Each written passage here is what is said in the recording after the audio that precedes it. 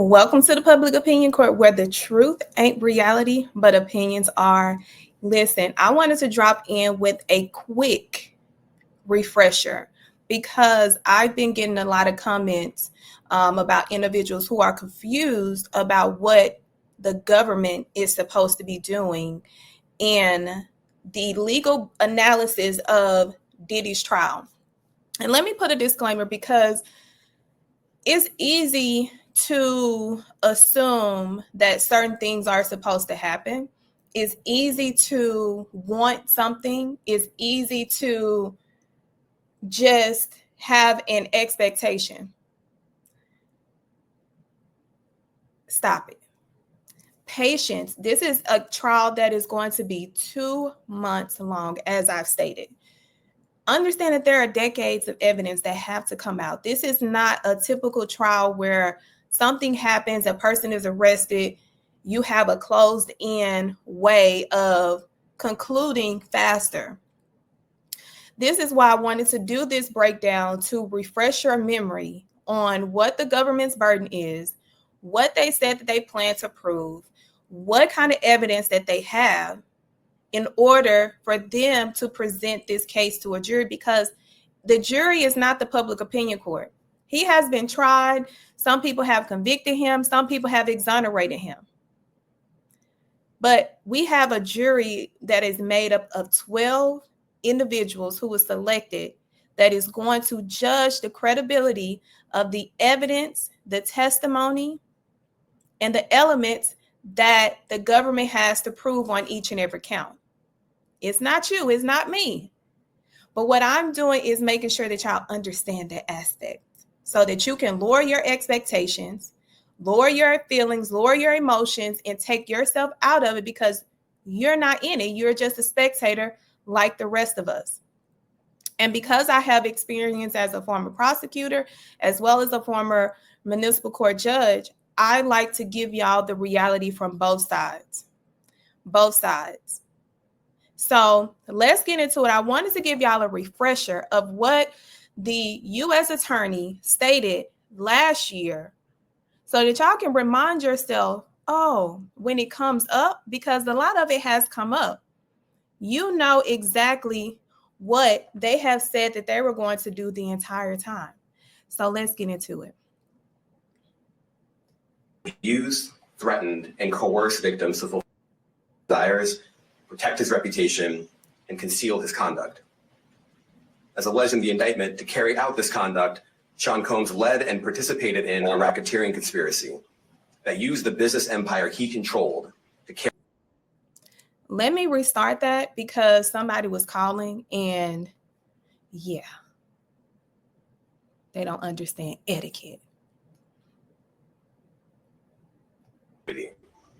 Including sex trafficking. The indictment alleges that between at least 2008 and the present, Combs abused, threatened, and coerced victims to fulfill his sexual desires, protect his reputation, and conceal his conduct. As alleged in the indictment, to carry out this conduct, Sean Combs led and participated in a racketeering conspiracy that used the business empire he controlled to carry out criminal activity, including sex trafficking, forced labor, kidnapping, arson, bribery, and the obstruction of justice. Let me say a little bit more about the charges. The indictment alleges that Combs abused and exploited women and other people for years and in a variety of ways. As alleged, Combs used force, threats of force, and coercion to cause victims to engage in extended sexual performances with male commercial sex workers, some of whom he transported or caused to be transported over state lines. Combs allegedly planned and controlled the sex performances, which he called freak-offs, and he often electronically recorded them. The freak-offs sometimes lasted days at a time, involved multiple commercial sex workers, and often involved a variety of narcotics, such as ketamine, ecstasy, and GHB, which Combs distributed to the victims to keep them obedient and compliant. As alleged, when Combs didn't get his way, he was violent, and he subjected victims to physical, emotional, and verbal abuse so that they would participate in the freak-offs, and that Combs hit, kicked, threw objects at, and dragged victims, at times by their hair.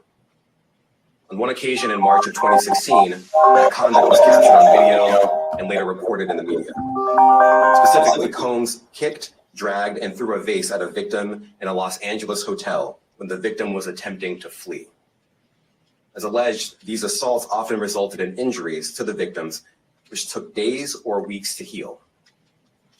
In addition to the violence, the indictment alleges that Combs threatened and coerced victims to get them to participate in the freak-offs. He used the embarrassing and sensitive recordings he made of the freak-offs as collateral against the victims. And the indictment alleges that he maintained control over the victims in several ways, including by giving them drugs, by giving and threatening to take away financial support or housing, by promising them career opportunities, by monitoring their whereabouts, and even by dictating their physical appearance. Because of all of this, the indictment alleges that the victims did not believe they could refuse Combs without risking their security or facing more abuse. The indictment also alleges other acts of violence undertaken by Combs and others, including violence against witnesses to his abuse, kidnapping, and arson. The indictment alleges that on more than one occasion, Combs carried or brandished firearms to intimidate and threaten victims and witnesses. Now, Combs did not do this all on his own. As I mentioned, Combs has been charged with RICO conspiracy. He used his business and employees of that business and other close associates to get his way. Those individuals allegedly included high-ranking supervisors in the business, personal assistants, security staff, and household staff. The indictment alleges that those individuals facilitated the freak-offs. They booked the hotel rooms and stocked them with the supplies, including drugs, baby oil, personal lubricant, extra linens, and lighting. When the hotel rooms got damaged, they helped clean it up. They arranged for victims and commercial sex workers to travel for the freak-offs, and they delivered large quantities of cash to Combs to pay for the commercial sex workers. The indictment also alleges that they helped Combs cover up his crimes. During the March 2016 incident at the LA hotel that I mentioned earlier, a member of the hotel security staff intervened, and Combs attempted to bribe the staff member with a stack of cash to make sure that what happened was kept quiet. And as the indictment alleges, in late 2023, after public allegations were made about Combs' crimes, he and others pressured witnesses and victims to stay silent, including by making phone calls to witnesses and victims and giving them a false narrative of what they had experienced. And as alleged, Combs used others to help conceal his abuse by monitoring and preventing victims from leaving a location in order to hide their injuries, or by locating and contacting a victim who had attempted to flee. As part of this investigation, in March of this year, special agents from HSI executed search warrants at Combs' residences in Miami and Los Angeles. They also executed a warrant for Combs' electronic devices. During those searches, agents seized evidence of the crimes charged in this indictment. They seized firearms and ammunition, including 3 defaced AR-15s and a large capacity drum magazine. They also seized evidence of the freak-offs, electronic devices that contained images and videos of the freak-offs with multiple victims. And they seized cases and cases of the kinds of personal lubricant and baby oil that Combs' staff allegedly used to stock hotel rooms for the freak-offs, more than 1,000 bottles altogether. Here are some of the items that we recovered during the searches. As you can see here, this is a drum magazine, large capacity, and it contains, I believe, 59 rounds. I mentioned as well that we recovered 3 AR-15s. This is a close-up shot of one of the AR-15s, and you can see right here, the serial number has been thoroughly defaced. Another picture of more ammunition and parts of 2 AR-15s right there. Now, I want to be clear about 2 things. First, this office is determined to investigate and prosecute anyone who engages in sex trafficking, no matter how powerful or wealthy or famous you may be. No one should doubt our commitment on that. A year ago, Sean Combs stood in Times Square and was handed a key to New York City. Today, he's been indicted and will face justice in the Southern District of New York. Second, we are not done. This investigation is ongoing, and I encourage anyone with information about this case to come forward and to do it quickly. anyone with information can call 1-877-4-HSI-HIP. I want to express my deep appreciation for the victims and witnesses who have used their voices and helped bring this criminal conduct to light. We would not be here without them.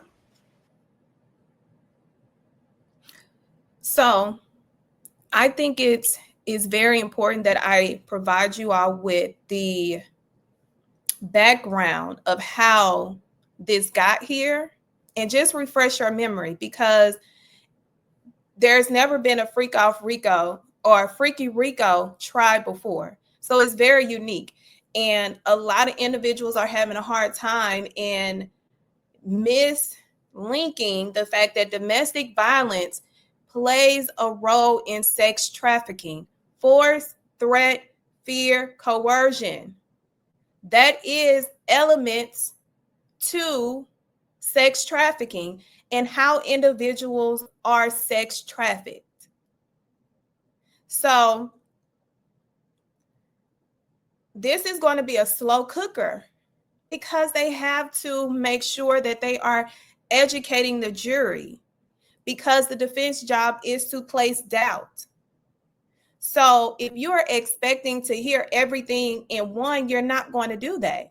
So you got to lower your expectations and understand that if the government has stated that they have the evidence and testimony, it's their burden. You don't have to believe it. It's not our jobs to believe. It's those 12 individuals or those alternates that have to believe the evidence beyond a reasonable doubt. Beyond a reasonable doubt, which is the highest burden. There cannot be, an ounce of doubt. It's beyond a reasonable doubt. It's not measured. You have to be sure about the facts and the evidence. And that's exactly what they're doing, is laying it out. They have the witnesses, they have the testimony, they have the evidence. And I can tell you, one of the statements about trying to influence witnesses, yes, I know for a fact that one particular person, I don't know if they're going to be called, has been tampered with. Based off of what I saw, not confirming it 100%, but because this person knows one of the most damaging aspects of his family, one that will hurt the kids. So today is day 3. Stay tuned. I just wanted to give y'all a little appetizer. Of course, I'm going to continue to break things down. And I'm also, outside of YouTube, I'm starting a room on fan base so that y'all can have the ability to be heard and not necessarily seen, because I want y'all to ask those questions. I want y'all to get acclimated, because it's a lot. I'm not going to hold you. I can tell you, as a former prosecutor and a municipal court judge, this is a lot, but we have to be patient in the prosecution and allow things to play out and remove the emotions. So that's all I have for y'all today. Please like, share, subscribe, send this out. I want people to be thoroughly educated so that they don't have to go off of the public opinion, because, that's where the reality ain't the truth, but opinions are. So stay tuned, stay locked in, like, share, subscribe, send, share, let the people know, come see your girl so I can break it down for y'all. And y'all have a wonderful rest of your day.